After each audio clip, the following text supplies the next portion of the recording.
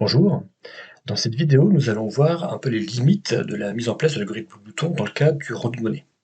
Donc nous avons déjà vu précédemment que l'algorithme Bluetooth permettait de manière assez simple, d'un point de vue algorithmique avec un coût assez faible, de pouvoir trouver des solutions à un problème de rendu de monnaie.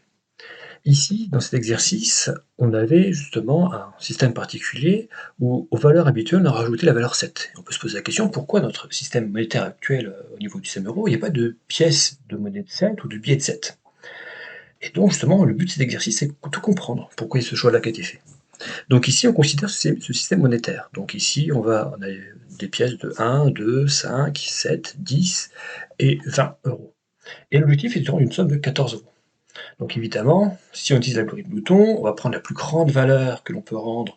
Si on veut rendre 14, on va prendre 10. On va d'abord rendre 10, puis après il nous reste 4 à rendre, donc on va faire 2 et 2. Donc on va avoir besoin de 3 pièces ou billets dans notre système monétaire si on veut rendre 14. Mais si on regarde bien les valeurs que l'on a, si on veut rendre 14, il suffit en fait de faire 7 et 7. Donc 2 pièces suffisent. Donc on voit ici que l'algorithme Bluetooth donne bien une solution, mais que cette solution n'est pas une solution optimale au sens où elle ne rend pas le nombre minimum de pièces. Donc on voit une première limite. Un algorithme Bluetooth peut donner une solution, mais cette solution n'est pas forcément optimale. Donc, deuxième chose, c'est qu'ici, on voit un autre système, donc l'ancien système qui avait lieu, le système monétaire qui avait lieu au niveau du Royaume-Uni, où il y avait différentes valeurs. Donc là, ici, vous avez différentes valeurs. Donc, on considère ici ce système impérial de valeurs, c'est donc ça porte. Et l'objectif va être justement d'essayer de rendre 48 pence. Donc, pence, c'est un pluriel de penny, unité de base. Donc, si on utilise l'algorithme habituel, si on veut rendre 48, on regarde la plus grande valeur que l'on peut rendre avec notre système, c'est d'abord 30, donc il restera 18 à rendre. Si il reste 18 à rendre, après c'est 12, puis 6. Donc on va rendre comme ça 3 pièces. Donc 3 pièces avec ce système impérial, qui a eu cours en gros jusqu'en 1971, c'était les pièces à rendre si on utilise l'algorithme Bluetooth. Mais là encore, ce n'est pas la solution optimale. Ici, il suffit de rendre 2 pièces, puisque 24 et 24 font 48. Donc là encore, l'algorithme Bluetooth ne donne pas la solution optimale. Donc sachez que le système européen, avec les valeurs donc 1, 2, 5, 10, 20, 50, 100, et ainsi de suite, ce système-là, s'il est utilisé, c'est aussi, enfin surtout en fait, parce que on est certain que l'utilisation de l'algorithme Bluetooth va permettre d'obtenir la solution optimale en fait. Donc voilà pourquoi on a ces valeurs-là dans le système européen.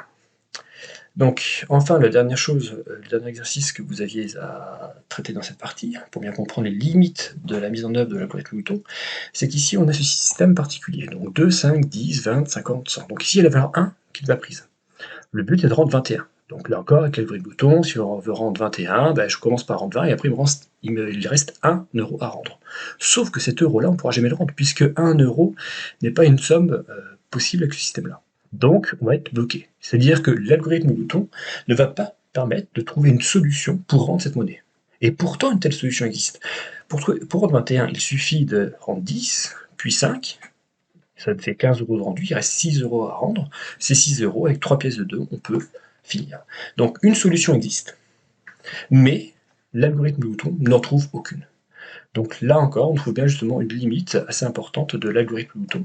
Et donc, pour résumer, un algorithme Bluetooth, ça va à chaque fois, on va faire un choix local, trouver quelque part la meilleure possibilité localement.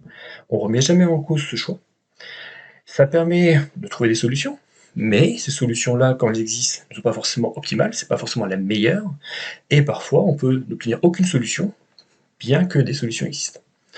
Et donc justement, à partir de là, en terminale, vous verrez des moyens d'écrire d'autres manières d'écrire des algorithmes, qui seraient pas Bluetooth en fait, d'améliorer ces algorithmes Bluetooth pour qu'ils rendent une solution et que celle-ci soit optimale à coup sûr. On perdra un peu en complexité, enfin la complexité sera souvent bonne, mais on aura comme ça des solutions qui donneront toujours la solution optimale. Voilà pour cette vidéo. À bientôt!